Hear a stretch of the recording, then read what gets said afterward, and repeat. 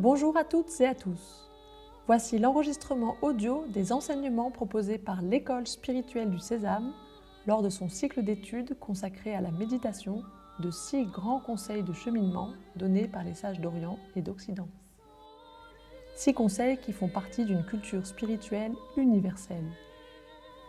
Puisant dans l'immense trésor de ses sagesses, Abdenour Bidar vous invite à les découvrir et à les méditer afin de nourrir votre propre quête. Bonne écoute!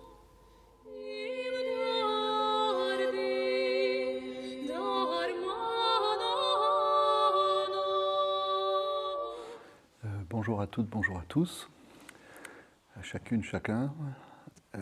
Ce matin, c'est la seconde séance d'études relative au thème de la session qui nous occupe et dont je rappelle le titre de cette session, « Méditer les paroles anciennes, vivre et penser au présent ». La question sur laquelle nous nous sommes concentrés hier et qui va continuer de nous interroger aujourd'hui est la question de savoir pourquoi, pour quelles raisons nous devrions encore aujourd'hui, encore au présent, méditer les paroles anciennes. Pourquoi devrions-nous considérer que ces paroles anciennes, à commencer par la parole ancienne déposée dans les textes sacrés des différentes traditions spirituelles de l'humanité, pourquoi devrions-nous encore nous pencher sur ces paroles anciennes et donc pourquoi devrait-on considérer ou pourquoi peut-on considérer qu'elles ont, ces paroles anciennes, encore quelque chose à nous dire, encore quelque chose à nous transmettre, encore un enseignement fondamental à nous délivrer, et que le temps n'est pas venu ou n'est pas encore venu de les laisser derrière nous, mais que le temps est toujours actuel de faire le geste que des générations et des générations ont fait avant nous, ce geste de la méditation des paroles anciennes et de la transmission des paroles anciennes. Nous avons repris un flambeau. Ce flambeau n'est peut-être pas éteint. Il peut peut-être encore éclairer notre aujourd'hui. Et ce qui nous interroge, c'est la question de savoir jusqu'à quand ce flambeau est destiné à éclairer le trajet de l'humanité qui est la nôtre.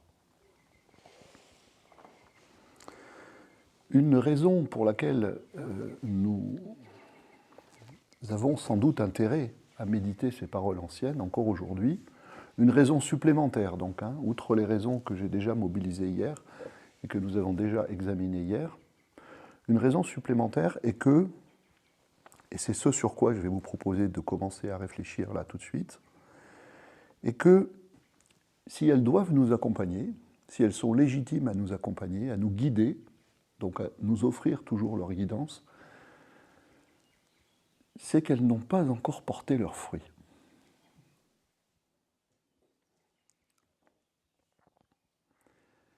C'est-à-dire que la destination qu'elles nous ont montrée n'est pas encore atteinte.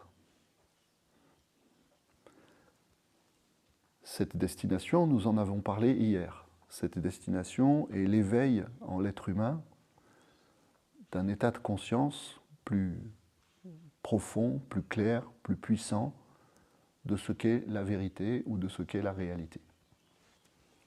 Ces traditions, ces paroles anciennes nous ont accompagnés comme autant de supports de méditation, de prière, d'action, à cette fin, c'est-à-dire qu'elles nous ont guidés vers cette destination de la prise de conscience ou de la reprise de conscience de qui nous sommes. C'est pour l'être humain la grande question. Qui suis-je ? Eh bien, la vocation essentielle de ces paroles anciennes a été de nous permettre de méditer sur cette question, sur ce but, je disais la destination, je peux dire le but, dont saint Augustin, hier, nous disait qu'il était celui de l'union à Dieu.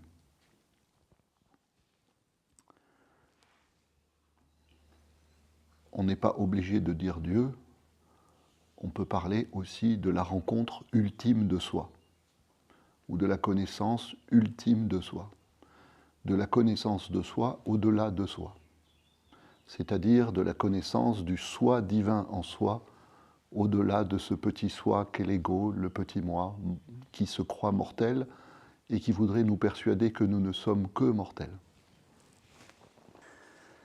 C'est-à-dire que ces paroles anciennes, hier nous disions ces saintes écritures, et en appliquant ce vocable de saintes écritures au-delà de son périmètre ordinaire, c'est-à-dire qu'on ne désigne pas simplement ici les textes, l'ensemble des textes qui constituent la Bible, que ce soit la Bible hébraïque ou la Bible chrétienne. Tous nos textes sacrés sont l'ensemble de ces saintes écritures qui en réalité nous ont raconté l'histoire de l'humanité comme chemin vers soi. Nous sommes une humanité qui est placée sous le signe de la distance entre soi et soi. Et nous sommes une humanité qui est placée sous le signe du chemin à parcourir, de la distance à franchir pour se rejoindre. Et les écritures sacrées ont été, à cet égard, toutes les unes après les autres, les rappels, et elles se sont d'ailleurs définies comme telles, les rappels de l'humanité à elle-même. Chaque texte sacré nous rappelle à nous-mêmes, c'est-à-dire nous rappelle qui nous sommes, et nous fait entreprendre notre chemin de vie comme un chemin de retour, comme un chemin de réunion à soi, comme un chemin de réintégration de notre pleine dimension, comme un chemin de restauration de l'intégralité de notre humanité, comme un chemin de rétablissement de notre mémoire. Et vous connaissez l'importance dans les différentes traditions spirituelles de la définition de la méditation, de la prière, de toutes les cérémonies, de tous les rituels, comme étant autant de rituels, d'exercices, dirait Platon, de réminiscence. J'essaye de me rappeler, j'essaye de me souvenir de qui je suis. Pour les musulmans, ça va être le dhikr, c'est-à-dire la pratique du souvenir. Et de nombreux maîtres spirituels ont insisté sur la nécessité pour l'être humain de cultiver en lui, comme clé de ce souvenir, ou comme énergie nécessaire à ce souvenir, la nostalgie. La nostalgie, c'est-à-dire le désir de retrouver ce qui a été perdu. Plus le désir de retrouver ce qui a été perdu, plus le manque ressenti de ce qui a été perdu est important, plus alors je voyage dans ce voyage vers ma destination qui est la réintégration de ma conscience authentique de moi-même.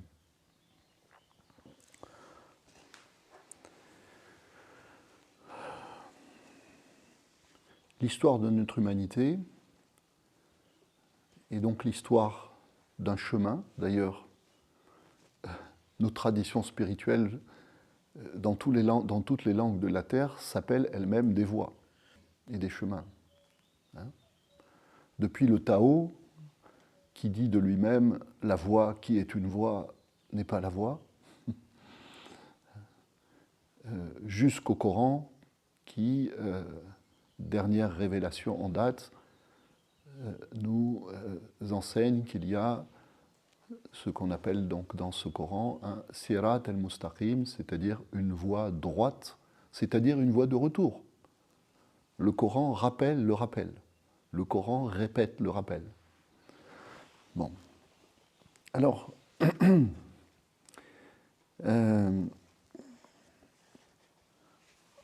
vous comprenez que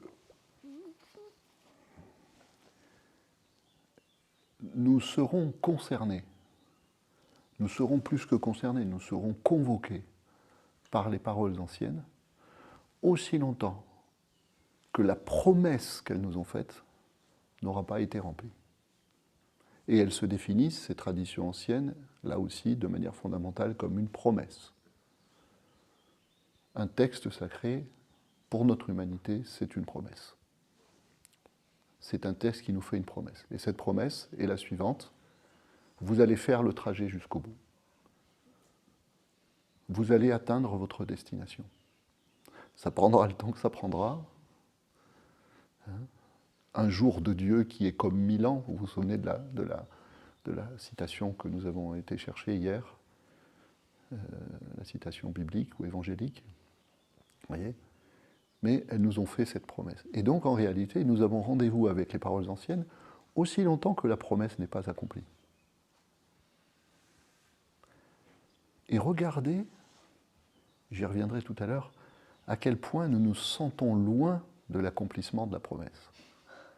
En particulier aujourd'hui. Parce qu'aujourd'hui, l'humanité est convaincue de quelque chose, c'est qu'elle s'est égarée. C'est qu'elle s'est perdue. C'est qu'elle est devenue monstrueuse dans le vivant.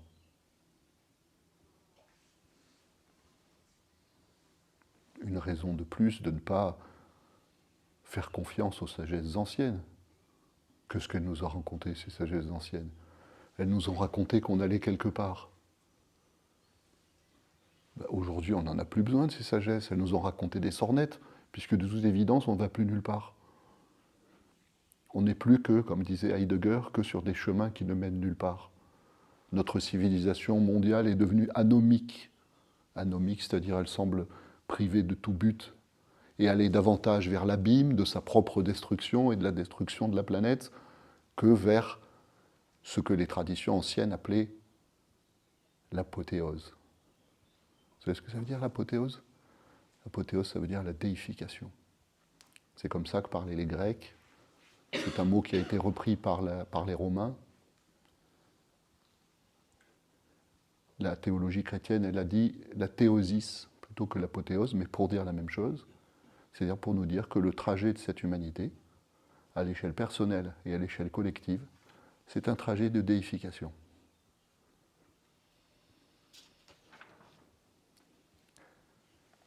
Méditer les paroles anciennes, vivre et penser au présent. Vous voyez là la difficulté. Tout ce que nous vivons au présent se veut un démenti de la promesse des paroles anciennes. Nous aurions fait fausse route. La providence nous aurait soit abandonnés, soit trompés. Et s'il n'en était rien?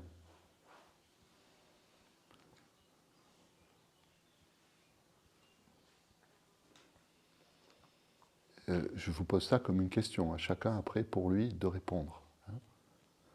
Mais il faut que l'information soit transmise. Moi, je suis le passeur de plats de la tradition, je transmets l'information. Ce que la tradition m'a appris, c'est ça.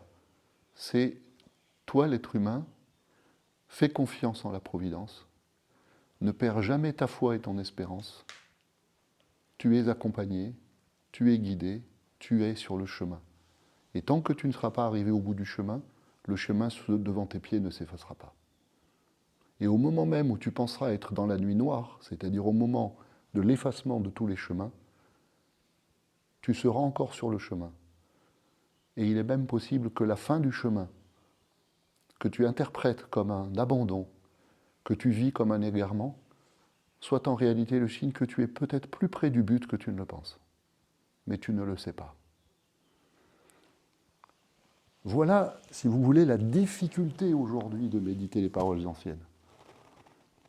Il y a une vraie difficulté aujourd'hui de méditer les paroles anciennes, parce que nous sommes, dans le trajet de notre humanité, enfoncés jusqu'au cou dans une crise de confiance énorme.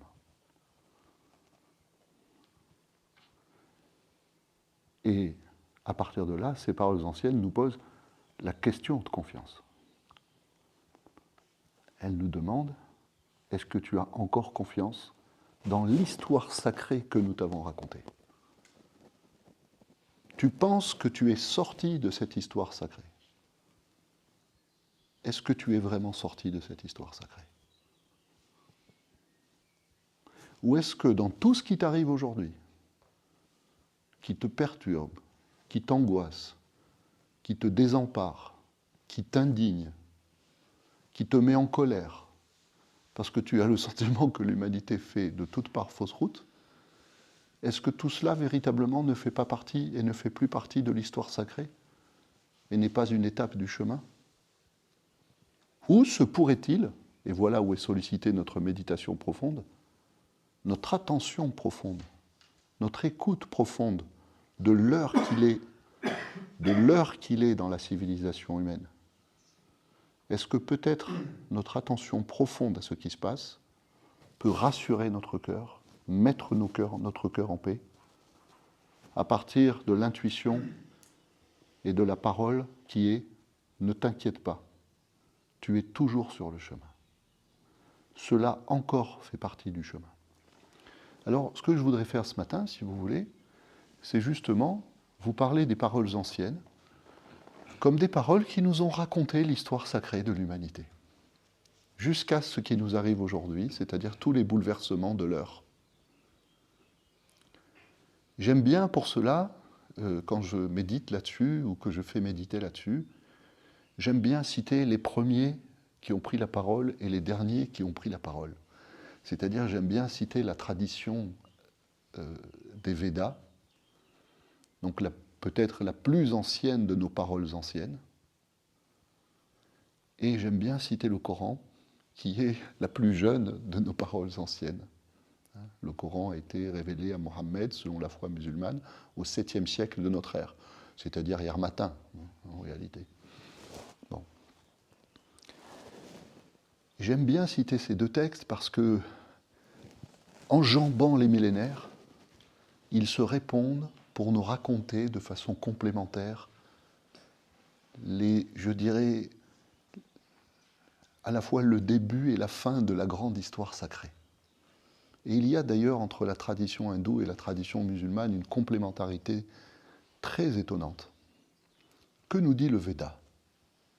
Je vais chercher dans le Veda une image archétype extraordinaire, plus particulièrement dans le Rig Veda, des grands Védas, qui nous parle de l'univers en nous disant, tu sais ce que c'est l'univers?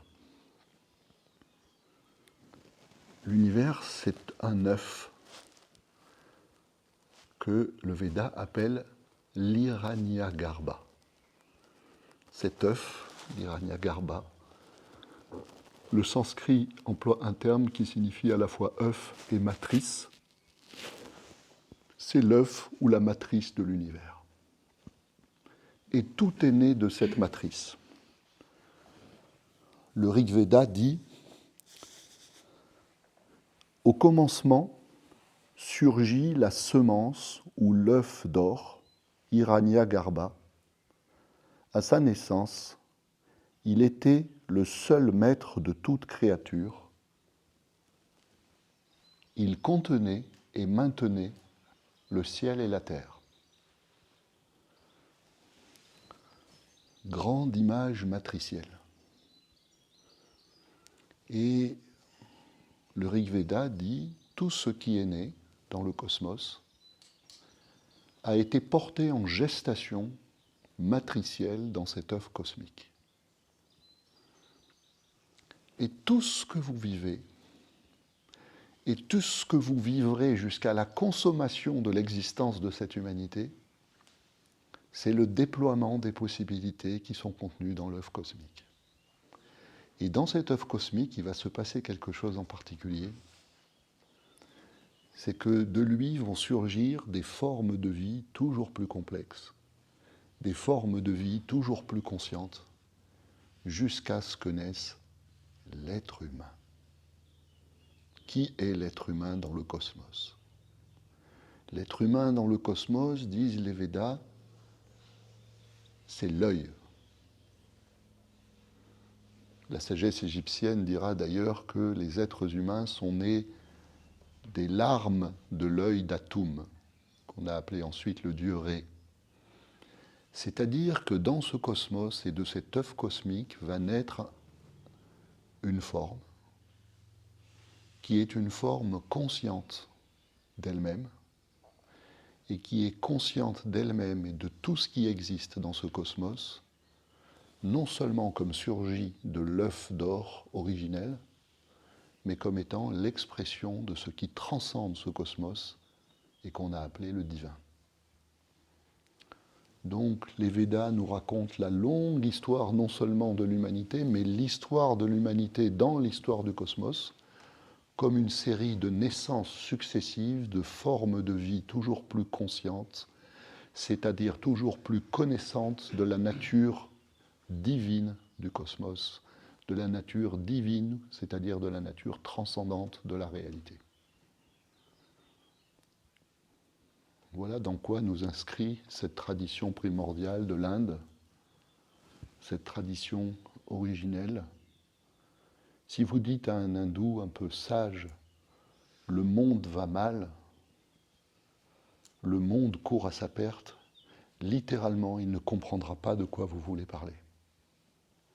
À la condition précisément que, par méditation profonde, récitation profonde, imprégnation profonde de la leçon des Védas, il a appris à contempler tout ce qui arrive comme le déploiement des possibilités originellement contenues dans l'œuf primordial. Et son âme, à partir de là, sera en paix, quoi qu'il se passe à l'extérieur.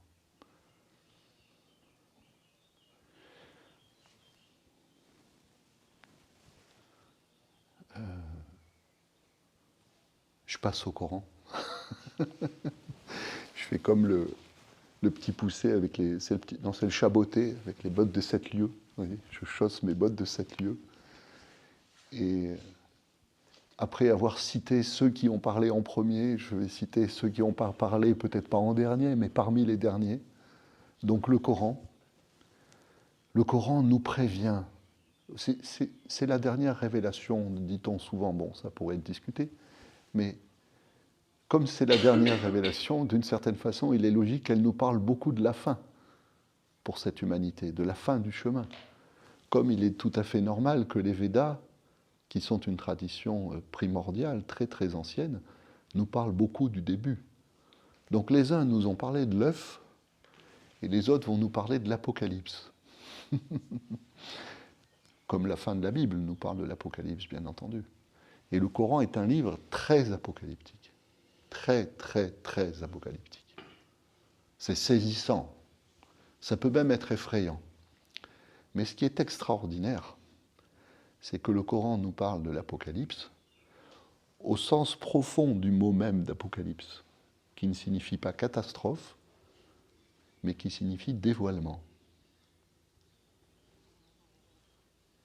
C'est-à-dire que dans la notion d'une apocalypse qui attend l'humanité, d'un événement final, il y a l'idée que ce trajet d'humanité qui était un trajet vers la conscience va à un moment donné s'accomplir dans la prise de conscience, c'est-à-dire dans le dévoilement. Pas le dévoilement de quelque chose de surnaturel, pas le dévoilement de quelque chose de miraculeux, mais le dévoilement à l'œil humain devenu conscient de ce qui est. La prise de conscience ultime de soi. La prise de conscience ultime de la nature de la réalité. Et le Coran, en ce sens, est un livre d'Apocalypse, au sens où c'est véritablement un livre de dévoilement. Alors je vais vous donner un exemple que j'aime beaucoup, que je prends dans une sourate qui est la sourate 99. Voilà. Je vous lis le début en arabe, après je vous lirai en français, c'est juste pour la musicalité de l'arabe. إذا زلزلت الأرض زلزالها وأخرجت الأرض أثقالها وقال الإنسان ما لها, etc. Lorsque la terre sera secouée par son tremblement, lorsque la terre rejettera ses fardeaux, lorsque l'homme demandera « Mais que lui arrive-t-il » Voilà ce que je vous ai lu. C'est saisissant. Quand on pense à ce qui nous arrive aujourd'hui, aujourd'hui, tout tremble, tout s'effondre, au point que la théorie dominante de l'heure, c'est l'effondrement, et où les collapsologues font chaque jour de nouveaux disciples. On a l'impression, en effet, que notre humanité est devenue trop titanesque, devenue trop monstrueuse, est en train de faire tout s'écrouler. Lorsque la terre sera secouée par son tremblement, lorsque la terre rejettera ses fardeaux, lorsque l'homme demandera « Mais que lui arrive-t-il » Alors là, le Coran dit « Ce jour-là, elle racontera sa propre histoire. » D'après...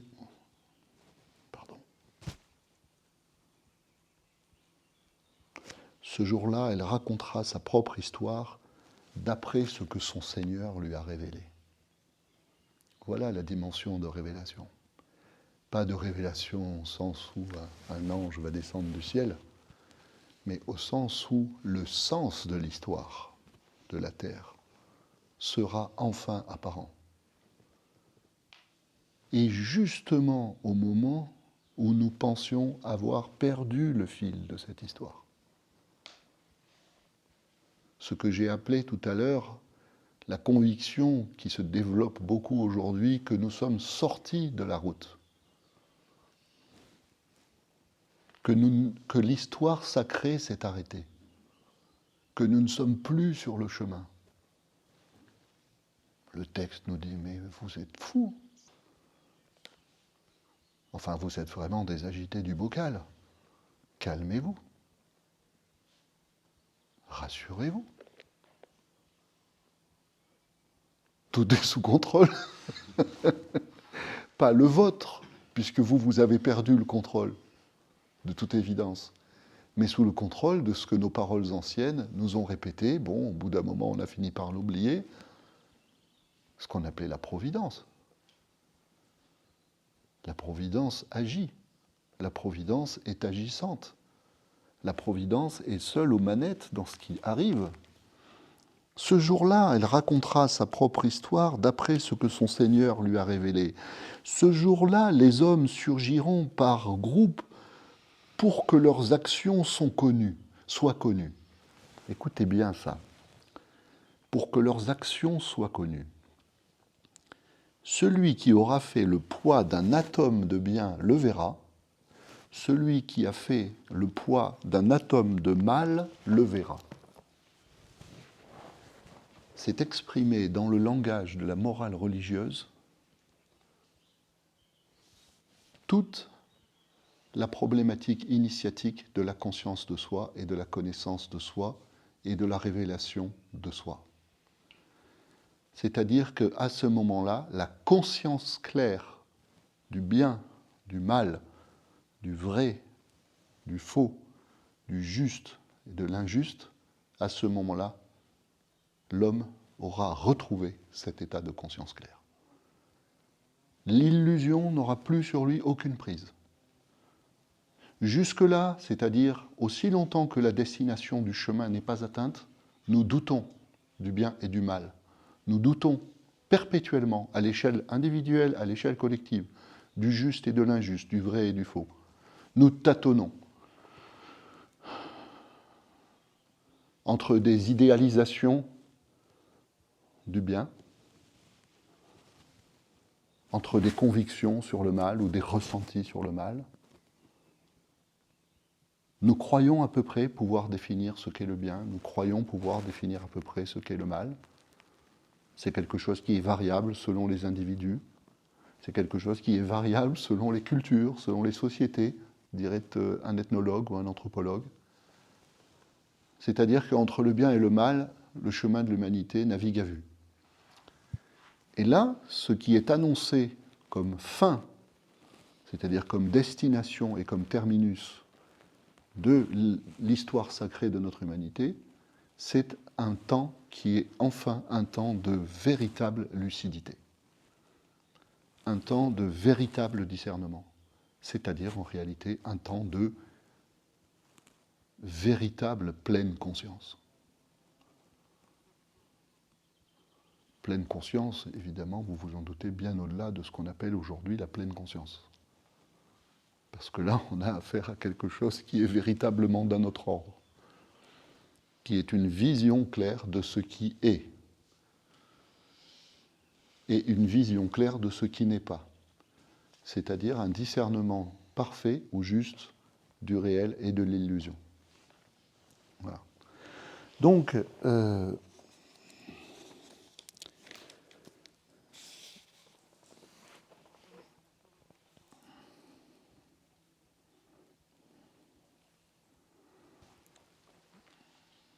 méditer les paroles anciennes.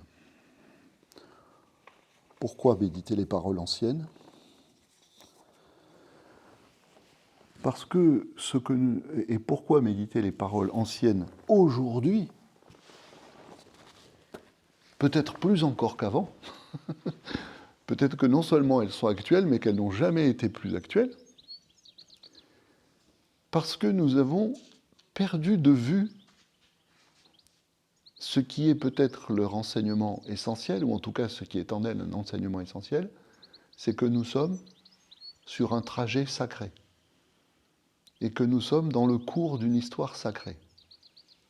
Et donc pourquoi peut-être sont-elles plus actuelles que jamais ? Parce que nous n'avons plus du tout conscience de cela. Nous vivons dans un monde qui est un monde, alors je vais le qualifier comme on le qualifient nos philosophes, nous vivons dans un monde désacralisé, nous vivons dans un monde déspiritualisé, nous vivons dans un monde désenchanté, et la pensée moderne glose indéfiniment là-dessus, ainsi que sur la dérision qu'est l'être humain. L'être humain qui autrefois s'imaginait fils de Dieu, ou qui imaginait qu'il y avait en lui une semence divine qui cherchait à pousser, qui cherchait à croître, eh bien la pensée moderne nous dit, en réalité, tout cela est faux. Et cela ne peut être que faux, et non seulement faux, mais d'un orgueil absolument insensé, puisque la science nous a appris que de toute façon, et là on a l'impression que véritablement l'homme, on lui règle son compte pour le compte, l'homme à l'échelle de l'univers n'existe pour ainsi dire pas, tellement sa taille dans cet univers que notre science nous décrit comme infini, tellement sa taille est dérisoire. Elle n'est même pas dérisoire à l'échelle de l'univers. Elle n'est même pas insignifiante à l'échelle de l'univers. Elle n'est même pas absurde à l'échelle de l'univers. Voilà, si vous voulez, l'atmosphère mentale et l'atmosphère culturelle dans laquelle nous vivons, qui veut nous convaincre que notre monde est désacralisé, qui veut nous convaincre que l'homme n'est rien du tout. Et quand il se mêle, cet insignifiant, d'être quand même quelque chose, c'est pour détruire la planète. Donc pour être un petit monstre local.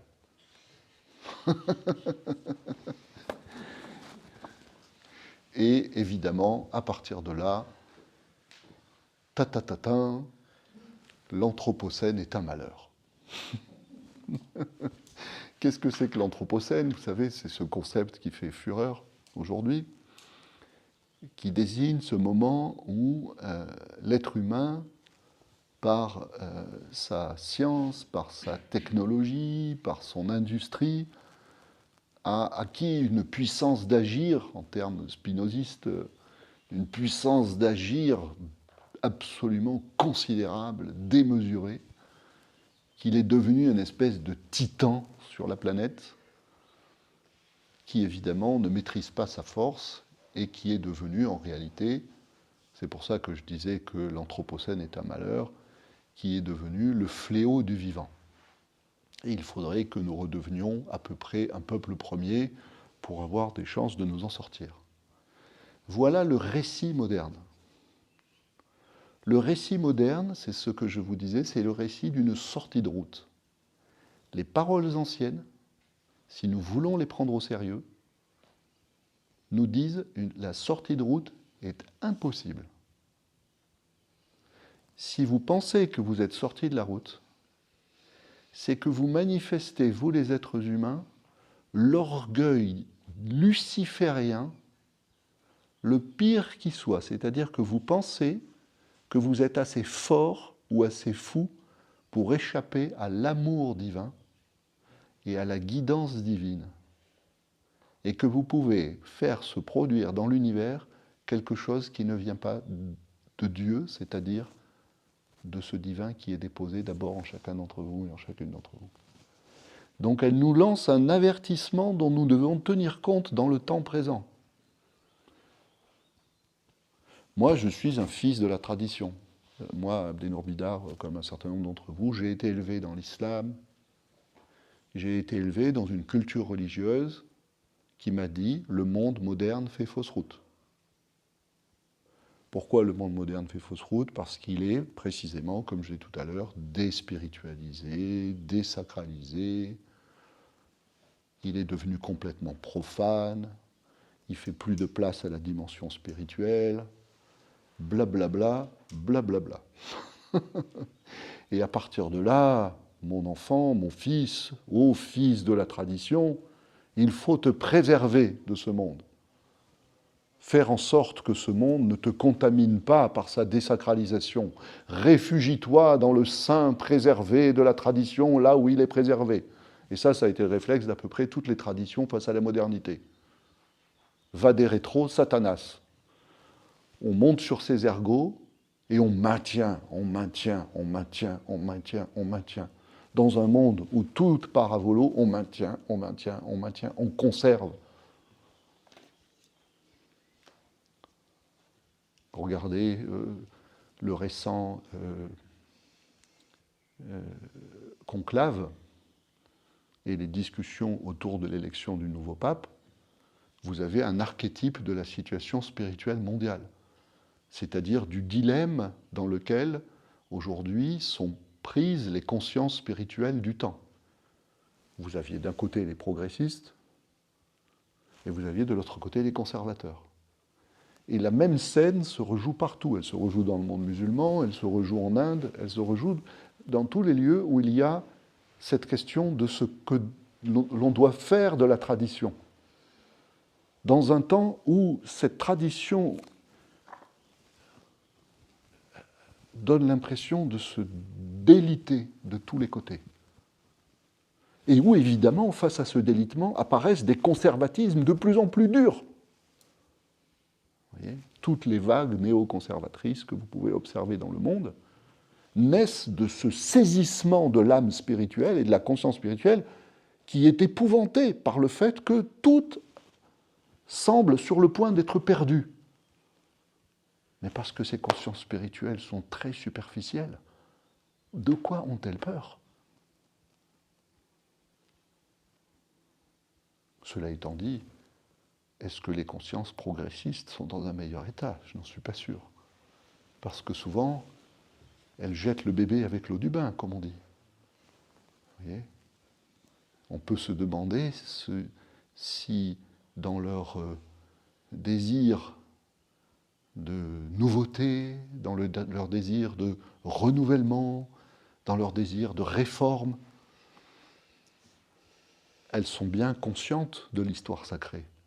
Elles sont davantage conscientes de l'histoire sacrée. On peut en douter.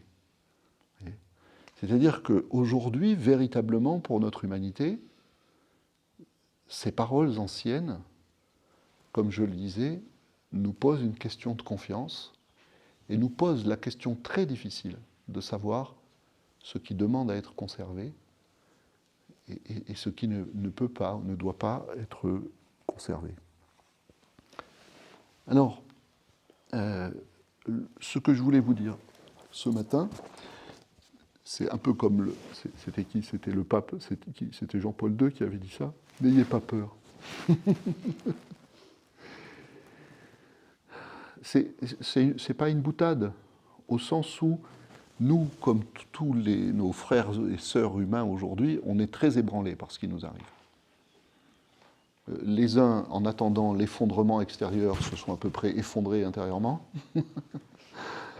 en se disant il n'y a pas d'espoir. Et les autres sont dans une colère et presque une rage contre eux-mêmes, c'est-à-dire contre l'humanité. Et donc, entre le désespoir et la rage, entre l'éco-anxiété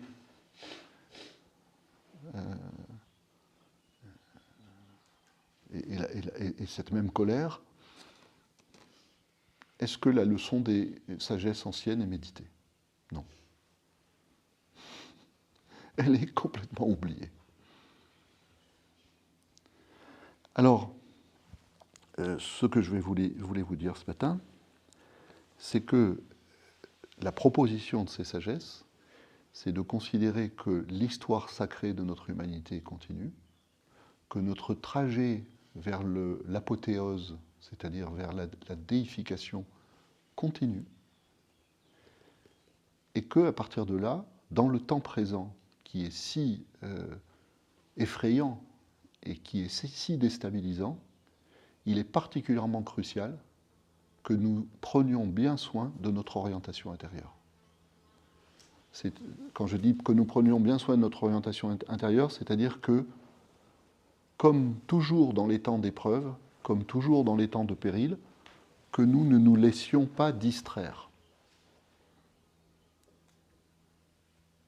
La principale force, là je le dis sur un mode religieux, c'est-à-dire en réalité sur un mode que vous pouvez entendre comme un mode symbolique, la principale force du diable, c'est d'arriver à nous distraire par l'illusion de sa force et de sa menace.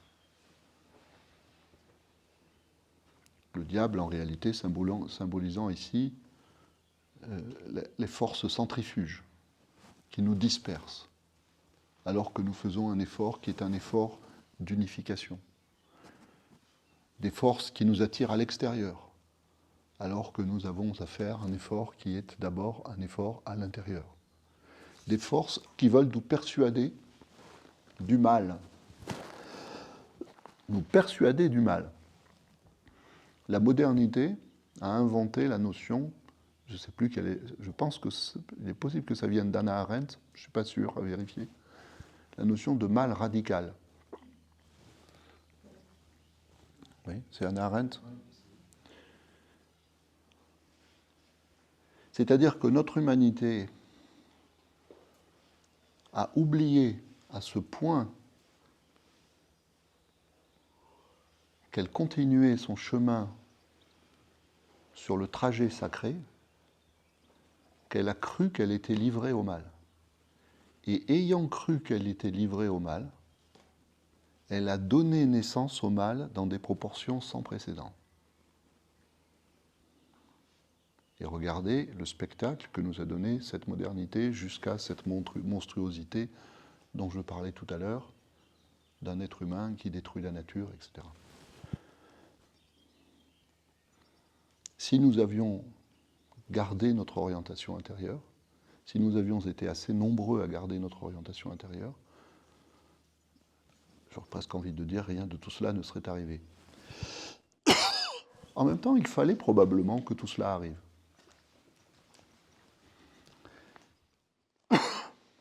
Alors,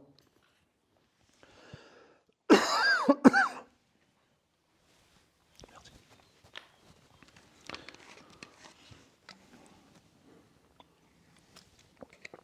Je vous dis ça parce que, bon, on essaye souvent d'attirer l'attention là-dessus au sésame. La vie spirituelle, ça ne va pas de soi. Dans la vie spirituelle, on peut pas se bercer d'illusions, on peut se bercer d'illusions bien entendu, mais je dirais on peut simplement vouloir vivre au milieu des belles choses et se raconter de très belles histoires. Alors que la vie spirituelle nous convoque, comme par hasard dans nos vies, toujours là où on ne veut pas aller. Toujours. Vous ne voulez pas aller quelque part ? L'histoire sacrée de votre propre existence se charge de vous y conduire de gré ou de force. Vous voyez ? Qui veut vivre dans le temps présent ? Qui veut vivre dans le temps de la monstruosité de l'Anthropocène? Qui veut vivre dans le temps de la désacralisation du monde? Qui veut vivre dans le temps de la perte des traditions? Qui veut vivre dans le temps où l'humanité semble avoir perdu toute boussole? Qui veut vivre à l'époque de Donald Trump? Personne. Nous préférerions vivre à une époque plus faste spirituellement. Eh bien non. Nous vivons une étape sans doute cruciale de l'histoire sacrée de notre humanité. Et au moment même où notre destination promise par ces paroles anciennes, au moment même où cette destination nous paraît être devenue totalement inaccessible, presque perdue à jamais, il est possible que dans les événements que nous vivons, il y ait quelque chose qui nous en rapproche plus encore que tout ce que nous avons déjà vécu. Et donc, comme je le disais, c'est une épreuve de confiance, ou pour le dire sur un mode religieux, c'est le moment d'avoir la foi. Mais le moment d'avoir la foi, c'est-à-dire le moment de cultiver en soi ce degré d'espérance, ce degré de confiance, mais aussi ce degré de conscience qui fait que moi, l'être humain, au milieu des bouleversements de la Terre dont parle le Coran, mon attitude intérieure, mon orientation intérieure, mon regard intérieur reste inébranlable. Je ne bouge pas. Je ne détourne pas mon regard de mon orientation. Tout voudrait m'épouvanter, tout voudrait me mettre en colère, tout voudrait me faire vomir l'humanité à laquelle j'appartiens. Je ne vomis pas. Enfin, pas devant tout le monde, en tout cas.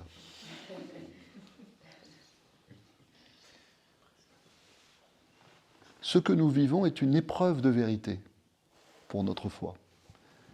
Et c'est la raison pour laquelle nous avons choisi cet intitulé « Méditer les paroles anciennes, vivre dans le temps présent ».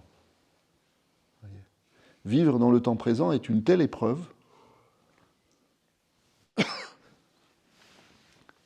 que nous pouvons nourrir un doute fondamental sur la valeur et la pérennité de la valeur des paroles anciennes.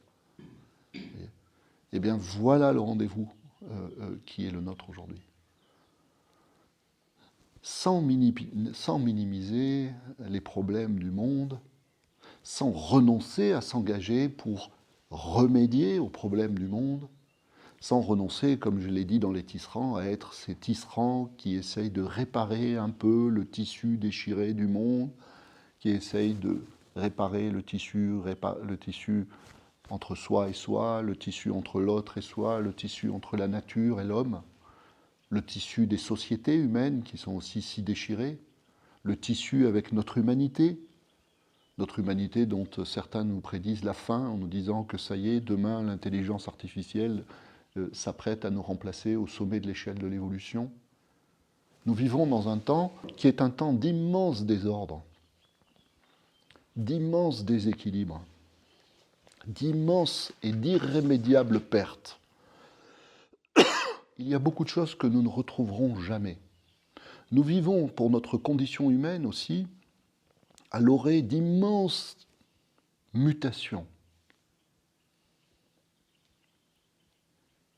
Il est possible, si l'humanité continue d'exister un peu, que dans cette salle, 100 ans plus tard, nos descendants qui se réunissent soient ce que nous appelons aujourd'hui des hommes augmentés. Qui sait? C'est la fin de l'histoire sacrée? Question de confiance. Est-ce que la Providence est véritablement en train de nous abandonner? Est-ce que nous sommes véritablement en train de faire n'importe quoi? Alors, encore une fois, chacun répond comme il veut, mais... Alors, je dirais que si la Providence continue de nous guider, ce qui, vous l'avez compris, mon hypothèse du matin, et après on ira regarder Google Actualité pour que ça fasse un peu la moyenne. Donc, si la Providence continue de nous guider, De mon point de vue, il y a 3 dimensions providentielles dans ce qui nous arrive. Et je voudrais les partager avec vous. Il y en a sans doute d'autres, j'ai pensé à ça, et j'ai pensé qu'il pouvait être utile de les partager avec vous.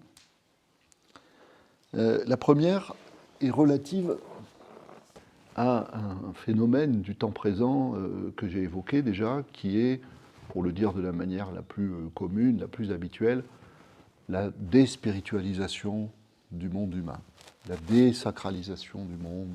Je dis aussi, je parlais comme Marcel Gauchet, le désenchantement du monde. On a l'impression, à peu près partout, que l'esprit traditionnel ou l'esprit des traditions s'en va. Alors, cet esprit des traditions, il a 2 façons de s'en aller. Il y a tous les endroits dans lesquels la vie était autrefois et jusqu'à une époque récente irriguée par le spirituel et où elle n'est plus irriguée par le spirituel. La profanisation du monde.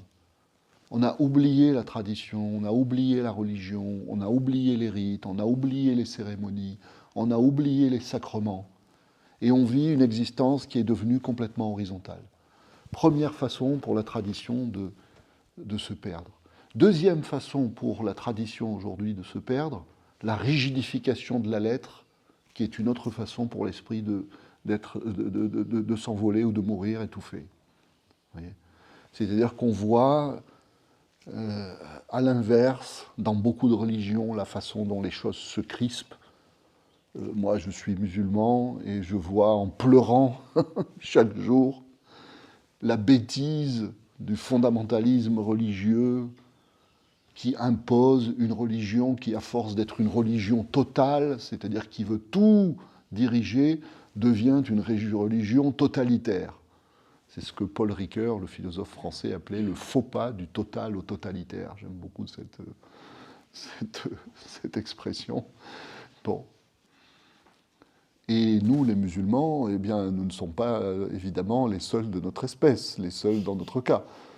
C'est-à-dire que nous voyons cette tentation de crispation extrême dans bien d'autres religions. Donc nous voyons vraiment le spirituel bien malade à beaucoup d'endroits. Et on pourrait là se dire que eh bien, quelque chose nous quitte, que la Providence vraiment nous joue un mauvais tour.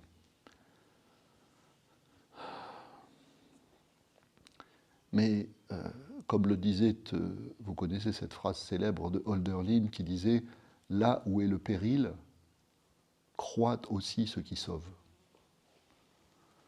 C'est-à-dire que c'est toujours dans des temps de grand danger, et en l'occurrence, quand quelque chose menace d'être perdu, que l'être humain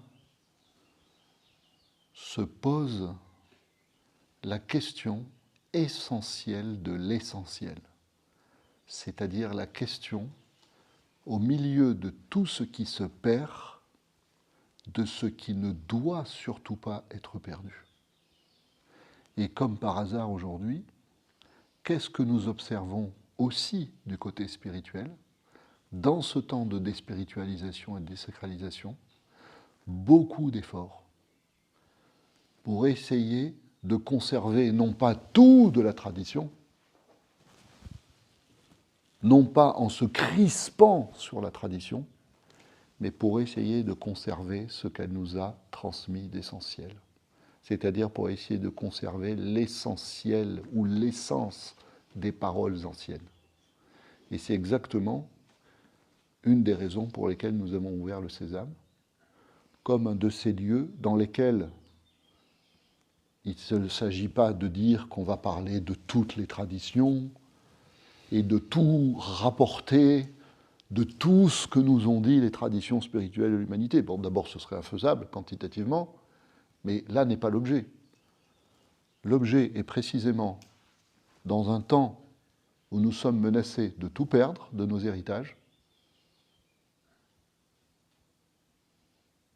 de considérer que l'urgence, le devoir, la responsabilité, est de sauver de ces héritages ce qui est essentiel et ce qui peut nous accompagner dans ce moment difficile. Vous voyez ? C'est comme quand un bateau coule, ou comme quand une maison est en flammes. Vous ne prenez pas tout. Vous n'emportez pas tout dans la chaloupe.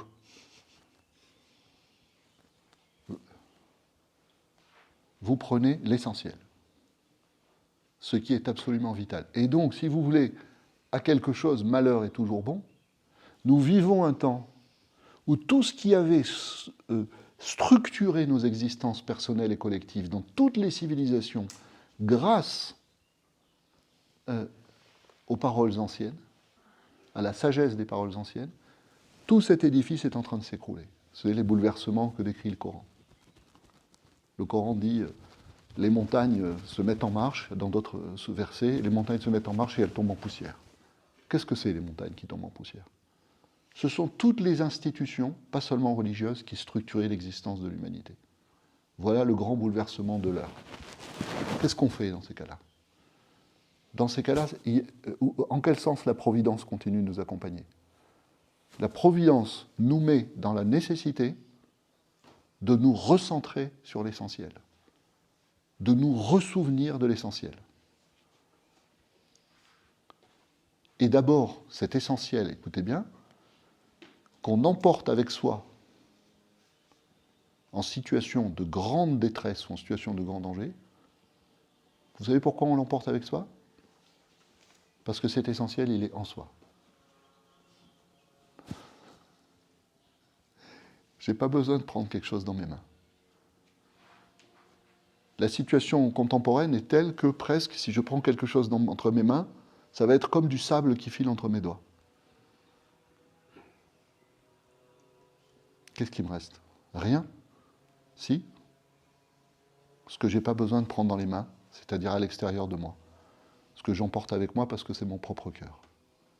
C'est-à-dire cet exercice spirituel essentiel, quelle que soit la façon dont chacun le fait, qui est l'exercice de purification du cœur, l'exercice de clarification de l'œil du cœur, l'exercice de clarification du regard intérieur, l'exercice de clarification de la conscience de soi et de la connaissance de soi, l'exercice de lien intime avec ce que les religions ont appelé le divin, avec ce que les uns et les autres ont nommé, quelle que soit la façon dont ils l'ont nommé, la transcendance.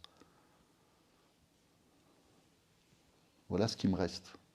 Il me reste rien, à moi l'être humain dans le monde contemporain. Alors s'il me reste rien, c'est qu'il me reste tout. C'est providentiel. Alhamdulillah. Dieu merci. Je ne peux plus vivre dans un environnement traditionnel où tout est réglé par le sacré. Alhamdulillah. Me voilà désencombré. La Providence, en me privant de tout à l'extérieur, m'a offert de me concentrer et de me consacrer à l'essentiel. Vous voyez ? Donc, méditer les paroles anciennes et vivre au temps présent, encore une fois, est quelque chose qui nous invite à travailler notre regard sur le temps présent. C'est-à-dire à résister à la fascination du mal et du malheur.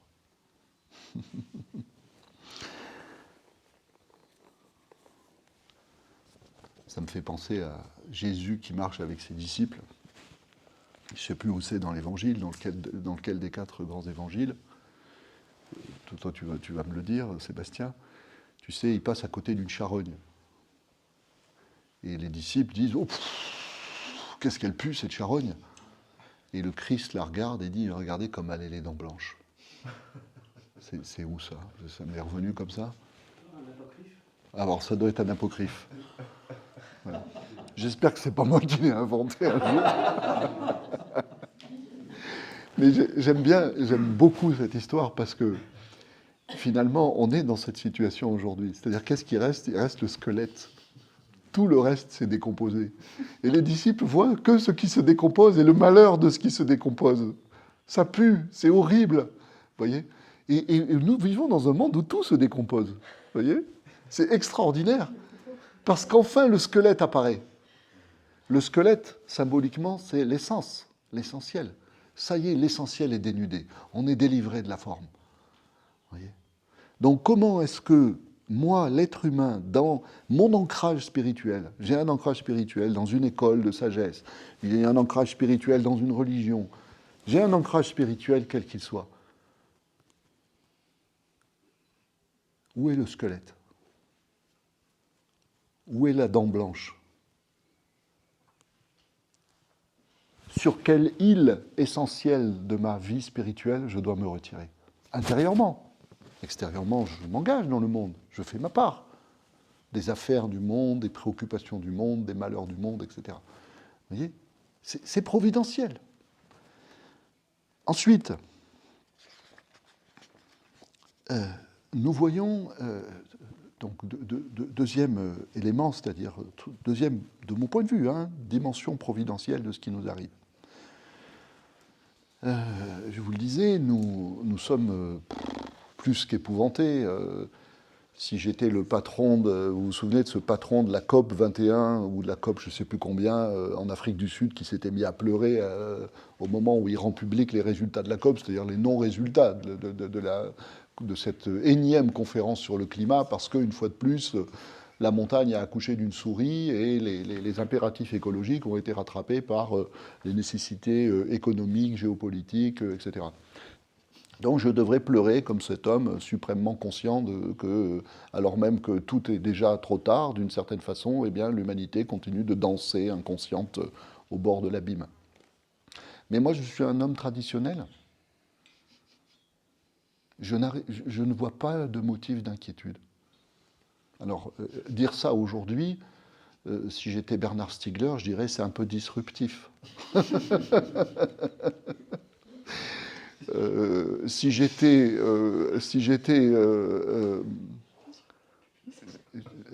la pensée contemporaine, m'entendant dire ça, aurait presque un réflexe post-religieux en m'accusant de blasphème.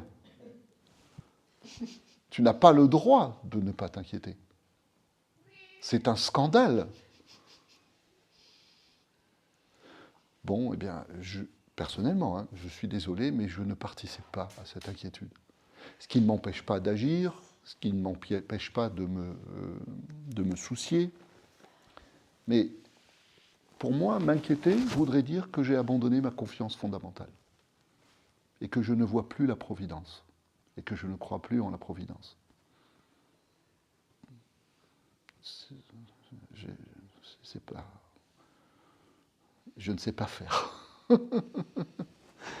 Et donc, à ce moment-là, ça m'oblige à avoir un autre regard sur tout cela. La question ici est de quoi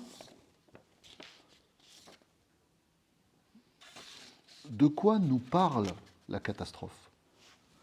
Et il y avait un philosophe français il y a quelques années, certains ont dû lire le livre, qui avait écrit un livre qui s'appelait « Pour un catastrophisme éclairé ». Vous vous souvenez de ça? C'était... Qui c'est qui avait écrit ça? Bon. De quoi me parle la catastrophe? Ou plutôt,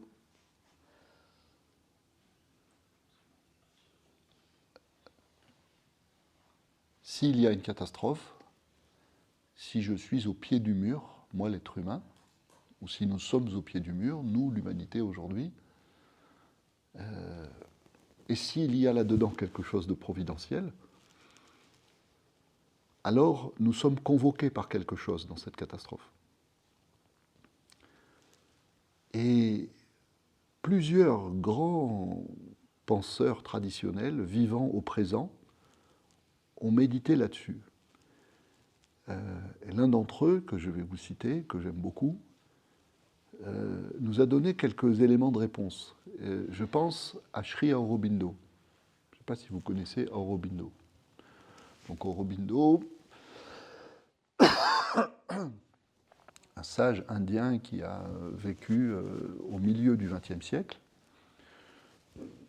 voyait déjà, mais comme plusieurs, je dirais, penseurs de la modernité mondiale, dans tous les bassins de civilisation, voyait la catastrophe. Alors, on peut dire qu'ils voyaient d'autant mieux la catastrophe que tous ceux qui ont pensé et vécu au XXe siècle ont vu Hiroshima, ont vu les guerres mondiales, les génocides. Donc ils ont bien compris que quelque chose était en train d'arriver à l'humanité qui était tout à fait sans précédent.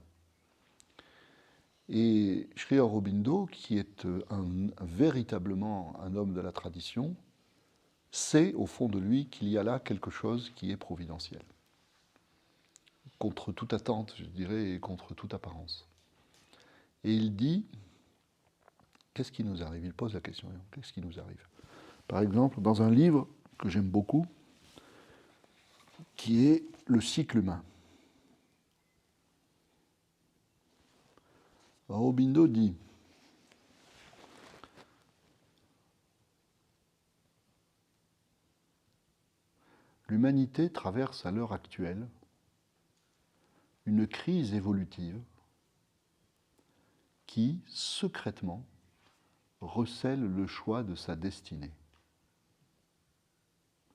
Car le mental humain est parvenu à ce stade où il a accompli un développement énorme dans certaines directions, tandis qu'en d'autres directions, il est arrêté et désorienté et ne sait plus où trouver son chemin. » C'est-à-dire que Aurobindo nous dit, et je partage son diagnostic, il nous dit la situation de notre humanité, c'est la situation d'une crise de croissance prodigieuse. Lui, il parle d'une crise évolutive, une crise de croissance prodigieuse, mais s'il y a crise dans cette croissance, c'est parce que cette croissance est inégale. Cette croissance est déséquilibrée. Sur un certain nombre de plans, notre humanité s'est totalement déconditionnée. Notre condition humaine s'est totalement ou est en train de totalement se déconditionner. Nous franchissons toutes nos limites anciennes de puissance. Grâce, nous l'avons dit tout à l'heure, à notre science, à notre technologie, à notre industrie et à l'activité d'une rationalité qui, véritablement, nous ouvre des perspectives qui sont des perspectives fantastiques de surpuissance. Mais ce développement est totalement déséquilibré.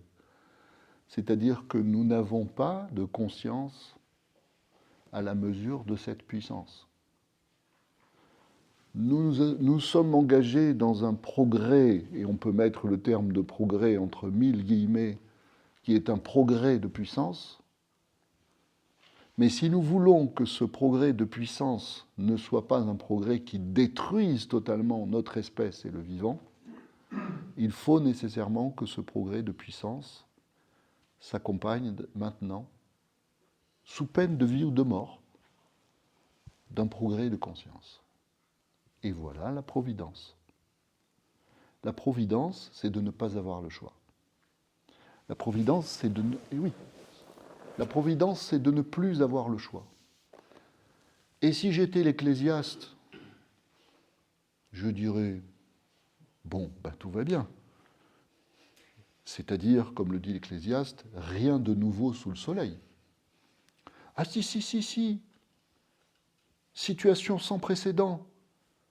Puisque là, on va tous mourir. Hein.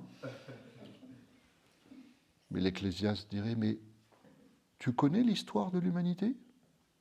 Tu sais comment l'humanité a toujours fonctionné ? Tu sais que tu appartiens, comme disait Edgar Morin, non pas seulement à l'espèce Homo sapiens, mais à l'espèce Homo demens.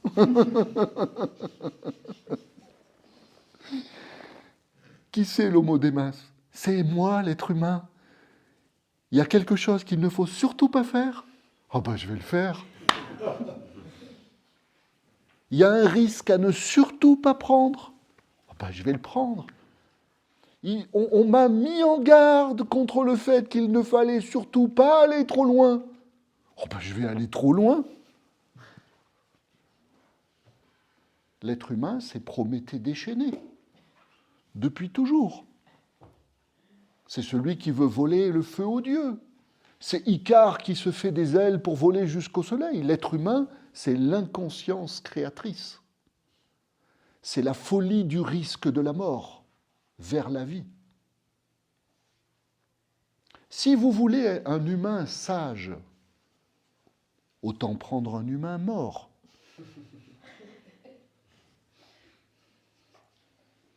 Ou si vous voulez un humain sage, créez des sociétés de contrôle, des sociétés dictatoriales.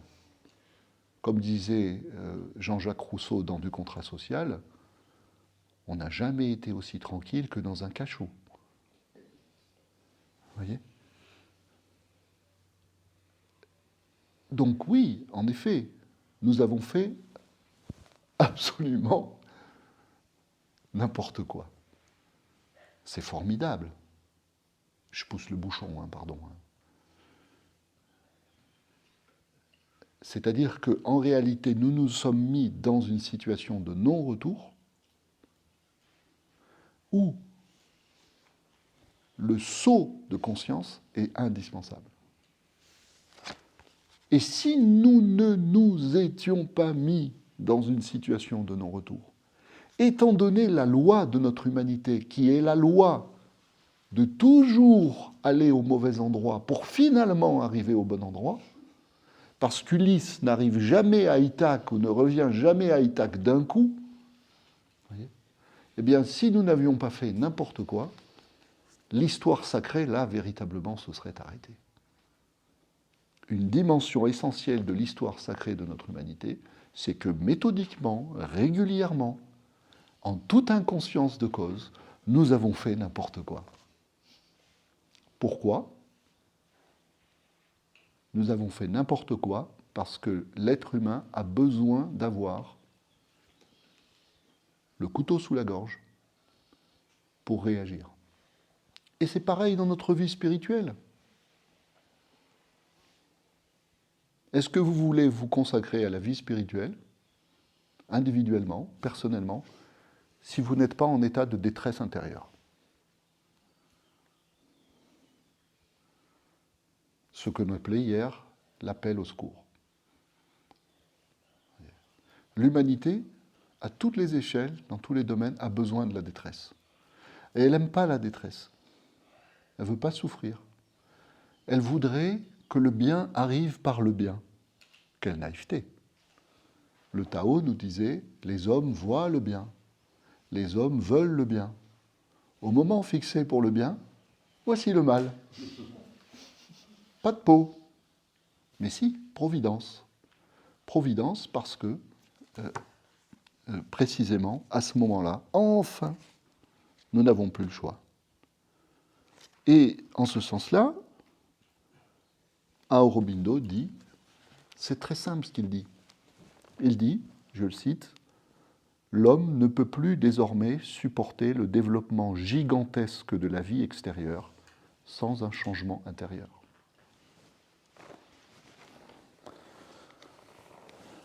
Donc, aujourd'hui, nous sommes devenus une espèce, je le dis souvent comme ça, à l'échelle planétaire, nous sommes devenus, on l'a dit tout à l'heure, monstrueux, nous sommes devenus une espèce de démesure, avec tout ce que ça implique, je dirais, de péjoratif dans cette démesure.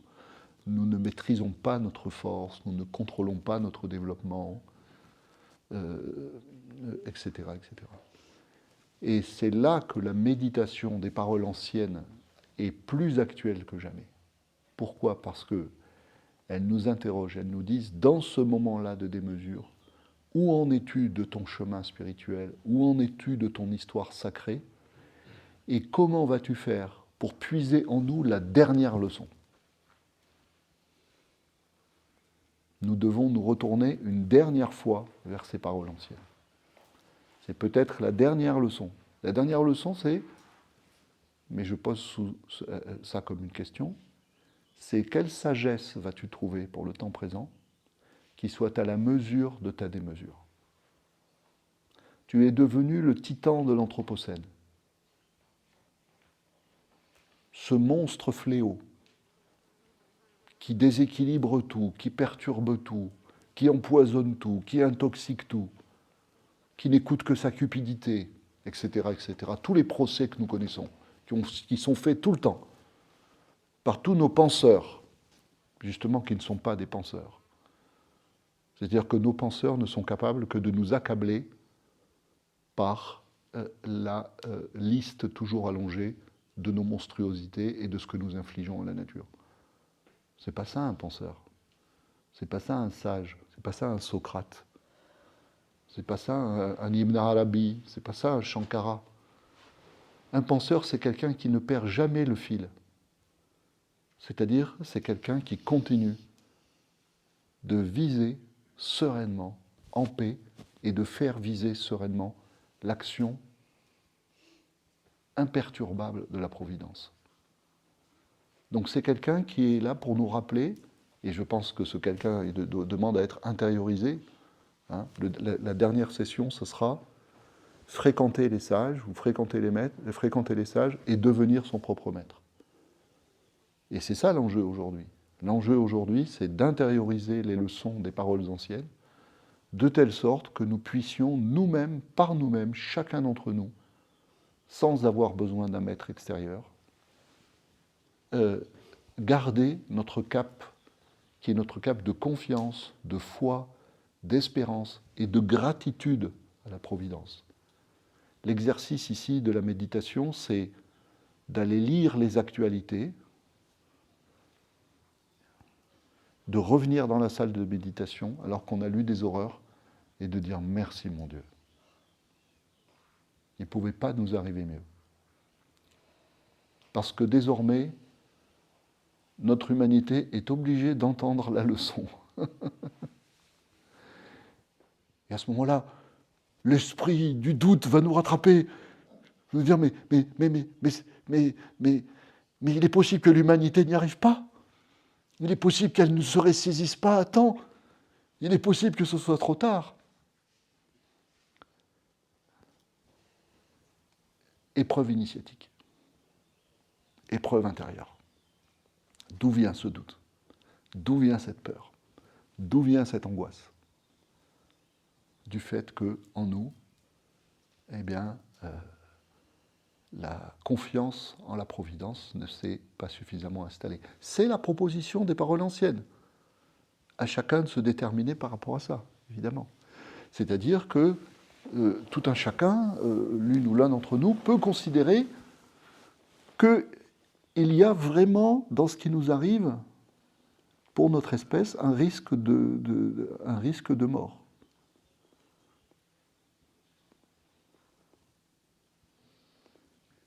Et d'ailleurs, et je vais terminer là-dessus, c'est aussi le sens qui est contenu dans la notion d'apocalypse, le sens de destruction, le sens de catastrophe. La notion d'apocalypse ne signifie pas que révélation, dévoilement, etc. Elle signifie aussi destruction. Elle signifie aussi catastrophe. Donc il était tout à fait prévisible, et c'est sûrement pas fini. Je pense qu'il faut quand même s'attendre à des choses très difficiles. Que ça s'aggrave. Vous voyez ?